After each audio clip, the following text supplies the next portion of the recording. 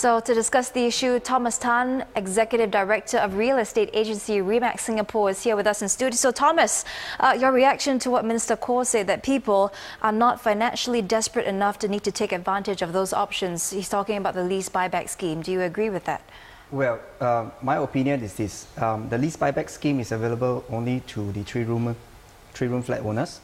So if you look at the elderly staying in these three-room flat owners with all the restrictions, with all the conditions tagged to the lease buyback scheme, I find that it's a little bit difficult to explain, even from a professional perspective, a bit difficult to explain to these people. That's why, that's probably one of the main reasons why the take-up rate is so low. Oh, the message isn't getting through. Yeah, so it has to be more educational, maybe simplified even, so that they can have a good understanding what's going on, what if I do this, what's going to happen to my flat and all that. I think more education needs to be involved. So in your opinion, that's the main reason why the take-up rate has been low, not because the value of the flat isn't as high as a bigger flat like a 4- or 5-room one? The value obviously has a part to play in it as well, because after monetizing the flat, you probably see that the cap of the cash amount that can come out from the flat is probably capped at $100,000 right now. So people tend to have this feeling that $100,000, I can't really do much with it, all right?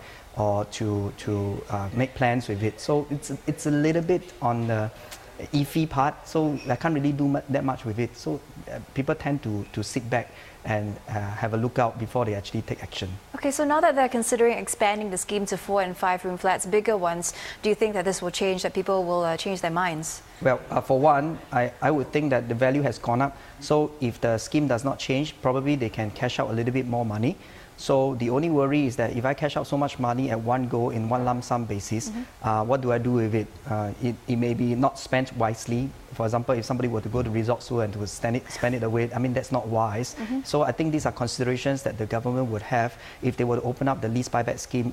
I mean, with more money in the people's hand, do they know how to manage it? But on the other hand, from a people's perspective, let me manage my own money, you know, that kind of thing. So it's a toss-up. Okay, I get what you're saying. Perhaps give us an idea of a rough profile of an elderly couple or elderly person who might actually benefit from this scheme, or whom you might recommend it to.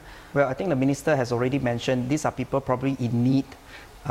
It's very much a needs basis rather than I want it basis. So you probably see this elderly couple who may not necessarily have got support from their children anymore. So they do not have an income stream from the children, from their children, their offspring. So the next best thing is I'm left with a flat. So what can I do with the flat? I monetize it. So that I have, when the money goes into my CPF account, the minimum sum scheme, so it goes into CPF Life, it provides me with an income for life. I think that's a better option, that I depend on myself rather than on my kiddos, my kids to handle that part. What about seniors living in larger flats who want to perhaps downgrade to a smaller one? Would you advise them to do that? For example, take up a smaller studio apartment?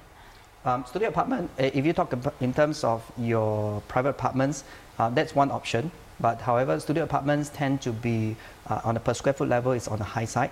So they probably have to pay quite a premium for it, which may not necessarily be a good idea.